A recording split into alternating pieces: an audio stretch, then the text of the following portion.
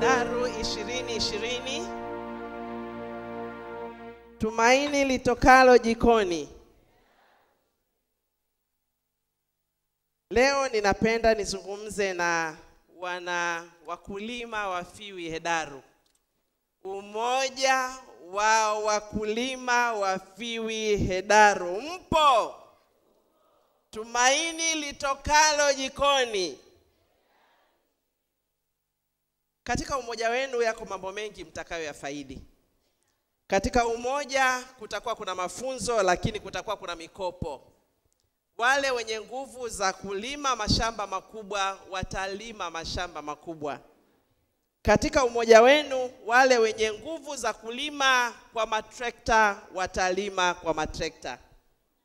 Ni katika umoja huo ndiyo mtaonwa, lakini sio katika mtu mmoja mmoja.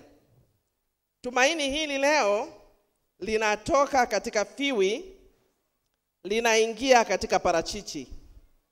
Ziko fursa nyingi ambazo ziko katika parachichi. Cha kwanza, parachichi ni tunda, haleluya.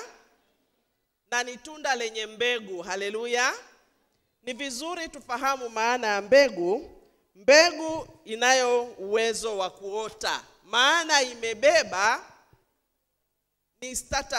ni starter kit ya ule mmea. Ina majani, ina mishina, ina mizizi. Kwa hiyo ni vizuri tufahamu kwamba yale tunayojifunza ni ndani ya yale Mungu aliyotupatia. Kwa hiyo parachichi limepata umaarufu duniani kote. Ni tunda zuri, limesheheni vitu vingi. Ni tunda ambalo liko na virutubishi vingi, lakini ni tunda ambalo pia liko na fursa nyingi. Tumezoea kuliona hili parachichi kama parachichi, na wengi wetu tutaishia katika kutengeneza juice. Lakini kuna kitu zaidi ya juice. Parachichi lina mafuta. 70% ya hili tunda ni mafuta. Yana mafuta mazuri mno yanayofaa kutumika katika salad, lakini pia yana mafuta mazuri yanayofaa kutumika hata katika massage. Si vyema yakipikwa. Na iko na rangi, unaweza ukaitumia rangi hii kama katika chai. Kama vile tunavyotumia rangi zingine zozote za chai.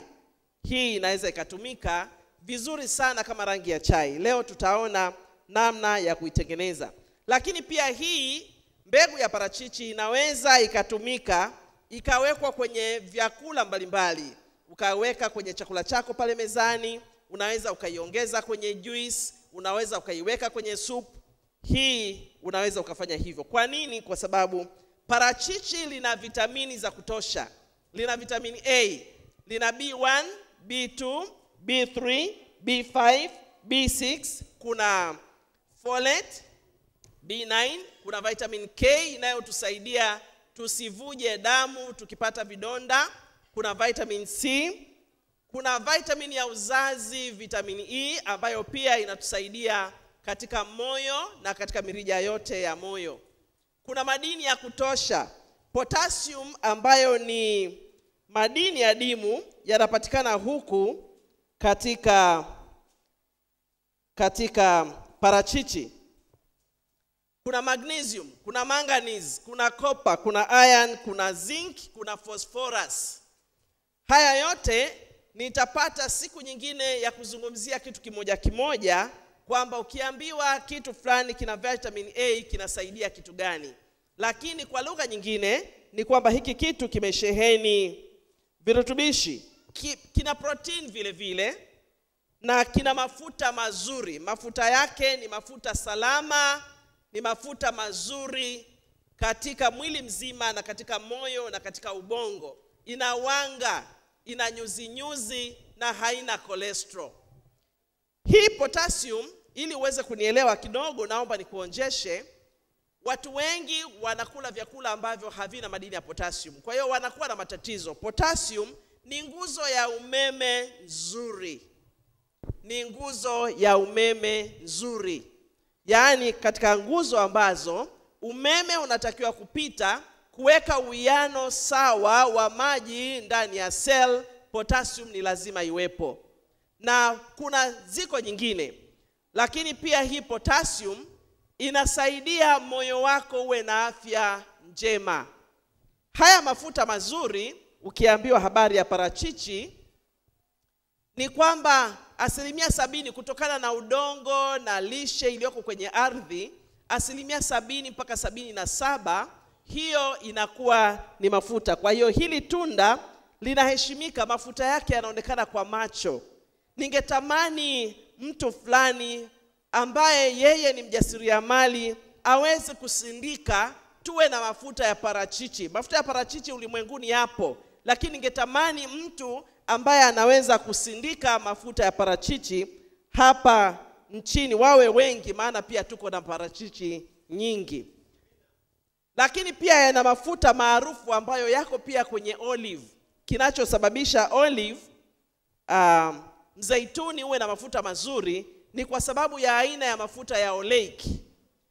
Inapunguza inflammation, mioto inayotuletea magonjwa sugu katika mwili. Kwa hiyo kumbe unapotumia hiyo, hata yale inflammation tunazozipata, tuumwe na miguu na magoti na magonjwa ya moyo na saratani, hiyo mafuta ya oleic inaondoa. Kwa hiyo ni mafuta salama kwenye moyo. Ina nyuzi nyuzi. Hiki kitu cha nyuzi nyuzi hakipo kwenye vyakula vilivyokobolewa. Na nyuzi nyuzi ni muhimu.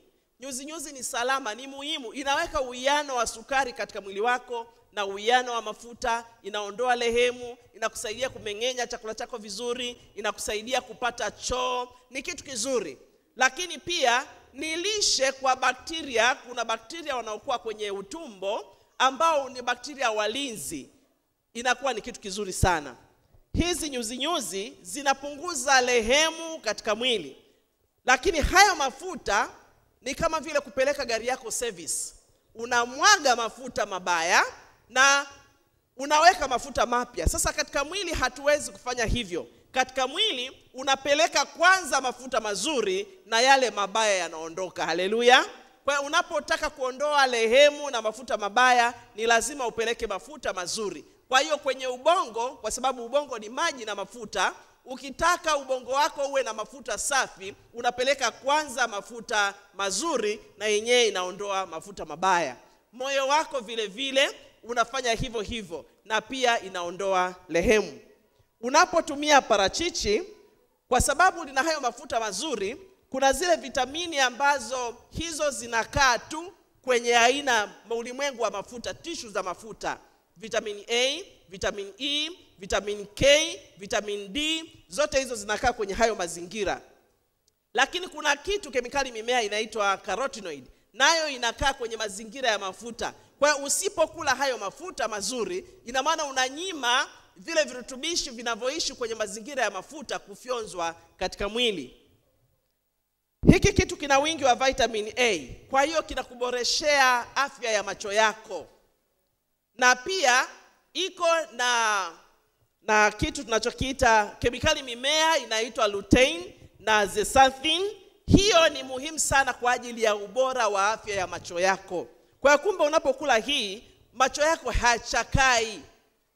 Na hivi vitu viko na vitamini zinazokusaidia kuongeza kinga mwilini mwako. Askari wakizalishwa wengi, ina maana mavamizi yakitokea ya bakteria, ya virus, mavamizi yakitokea yoyote, hata haya ya kirusi cha corona, iwe hata ni yale ya HIV, angalau mwili wako unakuwa na kinga ya kutosha ya kupambana na kukusababisha uweze kuishi maisha mazuri yasiyokuwa na matatizo na maradhi mengine. Kwa hiyo askari hawa ndani ya mwili wanakulinda si tu katika yale magonjwa yanayoambukiza, magonjwa yanayotokana na mabakteria, lakini pia inakulinda dhidi ya saratani. Kwa hiyo ni kitu kizuri na ni vyema kujikinga na hayo. Ni afya njema kwa sababu ina madini mengi, unapata afya njema ya mifupa. Kwa hiyo unapotumia parachichi, kwa sababu tayari tunakuwa na uchakavu katika sehemu za mifupa unaokupatia inflammation, arthritis. Unapotumia parachichi na ukalitumia vizuri, basi mwili wako unaboreka vizuri, kwamba inakukinga na matatizo na maumivu ya viungo, inakusaidia na matatizo ya arthritis, inakusaidia na matatizo mengine ya mifupa na inflammation mbalimbali. Sasa hiyo ni general kuhusu parachichi. Hayo yote niliyoyazungumza, ngoja nikwambie, yako zaidi kwenye mbegu. Haleluya. Mmenielewa nilivyosema? Mmenielewa vizuri sana? Nimeongea vitu vizuri. Lakini hivyo vitu vyote nilivyozungumza, 70% ya uzuri wa parachichi uko kwenye mbegu. Haleluya. Kwa sababu mmea umewekeza hifadhi ya kizazi kijacho kwa hiyo kwenye mbegu kunayo zaidi ambayo haiko huku kwenye nyama. Kwenye mbegu. Kwa hiyo hapa kwenye tunda kuna uzuri, lakini uzuri 70% ya ule uzuri tuliozungumza uko kwenye mbegu. Sasa shida ni hii, mbegu tunatupa. Mtanzania tumepewa kila mche utoao. Hebu Mwanzo 1:29. Tazama ninawapa kila mche utoao na kila mche utoao matunda yenye vitakuwa ndicho chakula chenu. Vitakuwa ndicho chakula chenu. Vitakuwa ndicho chakula chenu. Ningetegemea mngesema amina kubwa. Amen. Kuna lishe humu ndani, kuna afya humu ndani, kuna uzima, lakini hapo fursa ya parachichi ndiko ilikolala. Haleluya. Amen. Kuna watu tuna matatizo ya mifupa na magoti. Kuna watu tunaumwa na migongo. Ngoja nikwambie, hujawahi kufahamu habari ya parachichi. Mbegu ya parachichi. Kuna watu tuna mashida ya damu, hatuna damu, tunakwenda kuongezewa damu nyingine. Hujawahi kujua siri ya parachichi. Nasema hivi, kuna watu ambao kinga zetu ziko chini, hujawahi kukutana na mbegu ya parachichi. Unajua nikizungumza hivi, ninasema hivi, hatujawahi kumuona mbegu ya parachichi akiua cancer cells ndani ya mwili. Nimesemaje? Akiua cancer cells. Hatujawahi kumuona. Yuko na nyuzi zifaazo. Huyu jamaa yuko na nyuzi zifaazo kuweka uwiano wa matatizo yako ya sukari, na bado tuko na kisukari, na bado tunatupa mbegu ya parachichi. Yaani ngoja nikwambie, hii ingetakiwa mtu anapita nyumbani asubuhi na kusanya mbegu ya parachichi. Na kusanya mbegu ya parachichi, na wewe umekula mbegu ya parachichi, umeitunza. Haleluya. Huna shamba la kupanda parachichi, lakini umekula parachichi. Usithubutu kutupa mbegu ya parachichi. Amen. Usithubutu kutupa mbegu ya parachichi. Amen. Yaani ngoja nikwambie, kuna afya, kuna uzima, lakini humu ndani kuna fursa. Haleluya. Na ngoja nikwambie, huku ndani kuna kemikali zimamoto. Ili unielewe habari ya kemikali zimamoto, nitakutolea mfano. Fikiria panyarodi. Vile vijana vile visumbufu, vikipita kwenye maduka vinanyofoa, vinaiba, vinakwapua, vinafanya nini? Vifujo. Alafu sasa hivyo vinaharibu. Hasa hizo kemikali zururaji zinaharibu seli zako. Zinaharibu, zinavunja kuta za seli, zinabomoa, zinaleta kansa, zinaleta maumivu, zinaleta matatizo. Alafu kwa ghafla sasa uachie askari kwenye ule mtaa. Si unaona jamaa anavyokimbia? Sasa huyu yeye sio kuwakimbiza watoke wahamie kwenye mji mwingine. Huyu yeye anafika na konguta, anaua cancer cells, anaua cancer cells, anaua cancer cells. Hebu sema anaua cancer cells. Unatupaje kitu kinachoua cancer cells? Unatupaje? Na kansa zimejaa na zinatisha. Zinakamata kwenye ubongo, zinakamata kwenye macho, zinakamata kwenye ulimi, zinakamata kila mahali, kwenye damu, kwenye mifupa, zinakamata. Unauaje kitu ambacho ndicho kinachokusaidia kwa ajili ya hicho? Zinasaidia kwenye magonjwa ya moyo. Mbegu ya parachichi na kuzuilia damu yako isigande. Kwa hiyo ule mshtuko wa moyo au kiharusi haupati kwa sababu ya hii mbegu. Inazuia hizo inflammation, inasaidia tumbo lako na afya ya tumbo na mmeng'enyo wa chakula. Haleluya. Yaani hiki kitu kinasaidia. Hizi kemikali zinafanya kazi nyingi katika mwili. Matumizi yake tunafanyaje? Hebu tuone vile ambavyo tungefanya. Kwa mfano, tungeweza kufanya kitu cha namna hii. Tungeweza kuisaga namna hii. Mungu awabariki sana Spanish Tiles kwa kutuwezesha kufanya haya yote kwa vitendo. Ungeweza kusaga namna hii. Unapoisaga, wewe utatumia kitu kizuri zaidi cha kusagia. Mbegu ya parachichi haitakiwi kungojea kesho, haitakiwi ukaushe kwanza. Ni ya leo uliotumia leo. Basi unaisaga namna hii. Kuna process kwa yule anayetaka kuanza kiwanda. Ndio maana jana nilitaja taasisi ambazo zinasaidia zile processing flow. Lakini ukishafanya kitu cha namna hii, kwa mfano hata sasa hii, ina maana ungekuwa na kitu cha kuanika, ina maana ungekwenda ukakianika. Ikaanikwa ndani ya nyumba, sio nje kwenye jua, mahali kwenye kivuli, ukaitawanya mahali palipoinuka ambapo vumbi haingii. Ikishakauka kama hivi sasa, ndipo unapoondoka, unapokwenda kuisaga. Lakini tayari hii imeshasagwa, kwa sababu kuna kitu kingine nataka kukionyesha, ni matumizi yake. Sasa ukiiweka namna hii umeisaga tu katika matumizi ya nyumbani. Yaani ukiiweka hivi, tayari iko tu ni kwa ajili yako na nyumba yako. Hapa haujafanya kitu. Tumieni ni vizuri, lakini toeni huduma kwa watu wengine, kwa sababu wewe umeamua kutoa huduma. Haleluya. Ukifikisha hatua ya kutoa huduma, itakuwa kama ifuatavyo. Lakini kwanza, kabla sijafikia kutoa huduma, nataka nikuonyeshe jinsi unavyoweza kuitumia hii au hii. Hapa mbele yangu niko na nazi, na ninataka kucheza na hii nazi dakika moja pamoja na hii, na nitaongeza na tende kwa sababu ninataka unywe maziwa ya nazi, au utaita ni chai ya nazi. Ukiamua kuita chai ya nazi ni sawa. Na nimeshaweka kitu cha namna hiyo, na hapa niko na tende, na kwa hiyo ninataka kwa pamoja niziweke hizi tende namna hii, alafu niweke maji, alafu tuone kitu unachoweza kukifanyia, yani chap. Ni chap upate kinywaji. Unaweza ukaongeza hii pia. Nataka tu nikuonyeshe namna unavyoweza kucheza nayo. Unaona namna hii? Unaona Unaweza ukaionyesha namna hiyo. Ni kitu kinachotumika vizuri. Utengeneze kinywaji safi. Angalia hiyo. Angalia rangi ilivyokolea. Ina harufu nzuri. Yaani hiki kitu kimekaa vizuri mno na ni kitamu. Ni kwa sababu tu ninayo hiyo kasumba ya uchoyo, siwezi kukuita uonje.